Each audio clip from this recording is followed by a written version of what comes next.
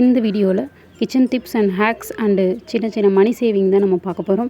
இந்த வீடியோ பிடிச்சிருந்தா subscribe, like and share பண்ணிக்கோங்க. கண்டிப்பாக எல்லோரும் வீட்டுக்கு பால் வாங்குவோம். அந்த பாலை நல்லா காய்ச்சி ஆற வச்சு ஃப்ரிட்ஜில் நீங்கள் ஸ்டோர் பண்ணி வச்சிங்கன்னா அதில் நிறையா ஆடை கிடைக்கும். அந்த மாதிரி நான் 3 நாளாக ஸ்டோர் பண்ண ஆடை இவ்வளோ தான்.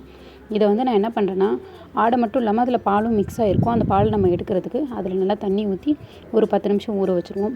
அடுத்து அது மேலே இருக்கிற அந்த வெண்ணெயை மட்டும் தனியாக எடுத்து பிரித்து நம்ம ஒரு பாத்திரத்தில் அந்த தண்ணி வேஸ்ட்டு தண்ணி.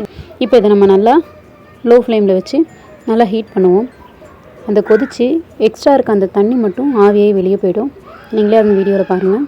நெய் மட்டும் அதில் நல்லா பிரிஞ்சு வரும். இது நம்மளுக்கு சுத்தமாகவும் கிடைக்கும். இந்த நெய் இதில் நீங்கள் முருங்கை இலை போடுறதுனால போட்டுக்கலாம். நல்ல கல்லுப்பு, சீரகம் இதெல்லாம் நீங்கள் சேர்த்திங்கன்னா இன்னும் நல்லா வாசனையாக இருக்கும். இது நான் ஒரு எமர்ஜென்சிக்காக அப்பப்போ எடுத்து காய்ச்சிக்கிறதுனால என்கிட்ட எப்பயுமே இவ்வளோ தான் ஸ்டாக் இருக்கும். போன வாரம் நான் கொஞ்சம் நிறைய எடுத்து வச்சுருந்தேன். அதை ஸ்டோர் பண்ணி ஃப்ரிட்ஜில் வச்சுருக்கேன். இது பொங்கல், பிரியாணி இந்த மாதிரி போடுறதுக்காக நிறையா எடுத்து நான் வச்சுருக்கேன். நெக்ஸ்ட் டிப் போகலாம். அதே மாதிரி இப்போ பழைய பால் நம்ம ஃப்ரிட்ஜில் இருக்குது, நாள் ஆகிடுச்சுன்னா அது கெட்டு போயிடும். அப்போ பால் தெரிஞ்சு போன பாலை நம்ம வேஸ்ட்டாக கீழே ஊற்றிடாமல் அதில் எப்படி பன்னீர் எடுக்கலான்ற வீடியோ தான் இது. என்கிட்ட பால் நல்லா தான் இருக்குது. அதனால் நான் லேசாக லெமன் புழிஞ்சிருக்கிறதால பால் நல்லா தெரிய ஆரம்பிச்சிடும். 2லேருந்து 3 செகண்டில் தனித்தனியாக பிரிஞ்சு வந்துடும். இப்போ இந்த தெரிஞ்சு வந்ததை எடுத்து மஸ்லின் கிளாத்து இல்லைன்னா காட்டன் கிளாத்தில் வடிகட்டி எடுத்து வச்சுக்கணும். பாருங்கள், நல்லா கொதிச்சு வந்துருச்சு. நான் இப்போ ஒரு காட்டன் கிளாத் போட்டு அதை வடிகட்ட போகிறேன். நீங்கள் மஸ்லின் கிளாத் இருந்தால் அதில் கூட ட்ரைன் பண்ணிக்கலாம். இதில் லெமன் சீட்ஸ் இதெல்லாம் இருக்கும். அதை பார்த்து அதை மட்டும் தனியாக எடுத்துருங்க. எடுத்துகிட்டு தண்ணி இல்லாமல் நல்லா ஸ்க்வீஸ் பண்ணிவிட்டு, இப்போ இந்த தண்ணி வேஸ்ட்டு தான். இதை நம்ம ஆற வச்சு செடிக்கு கூட ஊற்றிக்கலாம். நம்ம இந்த மாதிரி கல் இல்லைன்னா ஒரு பாத்திரத்தை கவுத்தி வச்சு அதுக்கு மேலே நம்ம வடிகட்டின அந்த பன்னீரை வச்சு அதுக்கு மேலே ஒரு வெயிட் வச்சிடணும்.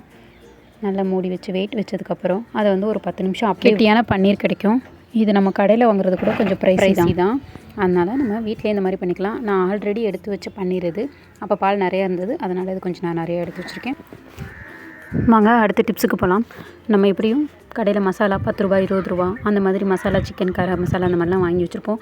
அதை ஒரே பாக்ஸ்லேயே நம்ம போட்டு இந்த மாதிரி கொஞ்சம் கொஞ்சம் கொட்டி போயிருக்கோம். அது நமக்கு வேஸ்ட்டு தான். அதே மாதிரி இல்லாமல் நம்ம இந்த மாதிரி ஸ்டோரேஜ் பாக்ஸில் வாங்கி வைக்கிறதுனால நம்மளுக்கு கொஞ்சம் எடுக்கவும் ஈஸியாக இருக்கும். அதில் எதுவும் கொட்டாது. இது மீஷோலேயே 2 அஞ்சரை பெட்டி பிளாஸ்டிக்கில் 100 ரூபா, 200 ரூபா அந்த மாதிரி கிடச்சிட்ருக்குது. இல்லைனா நம்ம வீட்டில் இந்த மாதிரி பிளாஸ்டிக் கப்பு வச்சு கூட நம்ம ஒரு பாக்ஸில் வச்சு ஆர்கனைஸ் பண்ணிக்கலாம். இதுலேருந்து நம்மளுக்கு வேஸ்ட் ஆகாது. இதுவும் ஒரு சின்ன சேவிங் மாதிரி தான். டிப்ஸு நம்ம மசாலா மட்டும் இல்லை, கோதுமை, ரவை, சேமியா, கடலை மாவு இந்த மாதிரி கூட நம்ம பெரிய பெரிய ஸ்டோரேஜ் பாக்ஸில் தான் நம்ம வச்சுருப்போம். இதுக்காக நம்ம தனியாக 1 கிலோ 2 கிலோன்னு பாக்ஸ் வச்சு நம்ம எடுத்து அடைக்கிறத விட, எனக்கெல்லாம் சின்ன கிச்சன்ன்றதால நான் 10 ரூபாய்க்கு ரப்பர் பேண்டு தான் வாங்கி வச்சுருக்கேன். இதை நம்ம டைட்டாக போட்டு சுற்றி வச்சாலே நம்மளுக்கு எந்த பூச்சி இதுவும் இல்லாமல் நம்ம சேஃப்டியாக வச்சுக்கலாம். வாங்க அடுத்த டிப்ஸுக்கு போகலாம்.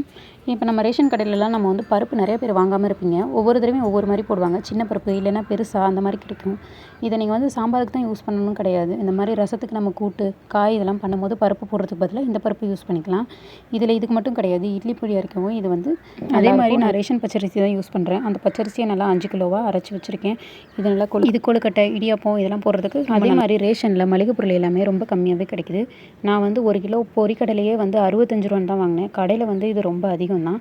நான் என்னென்ன வாங்கியிருக்கேன்னா, கடலை, மொச்சப்பயிறு, பொரிக்கடலை, பச்சைப்பயிறு எல்லாம் நான் வாங்கியிருக்கேன். இந்த மாதிரி சின்ன சின்ன டிப்ஸ் உங்களுக்கு பிடிச்சிருந்தா லைக் பண்ணிக்கோங்க, சப்ஸ்கிரைப் பண்ணிவிடுங்க, கமெண்டில் சொல்லுங்கள் வீடியோ எப்படி இருந்துச்சுன்னு. நெக்ஸ்ட் வீடியோ இன்னும் நல்லா பெட்டராக கொடுக்க ட்ரை பண்ணுறேன். தேங்க்யூ ஃபார் வாட்சிங் மை வீடியோ.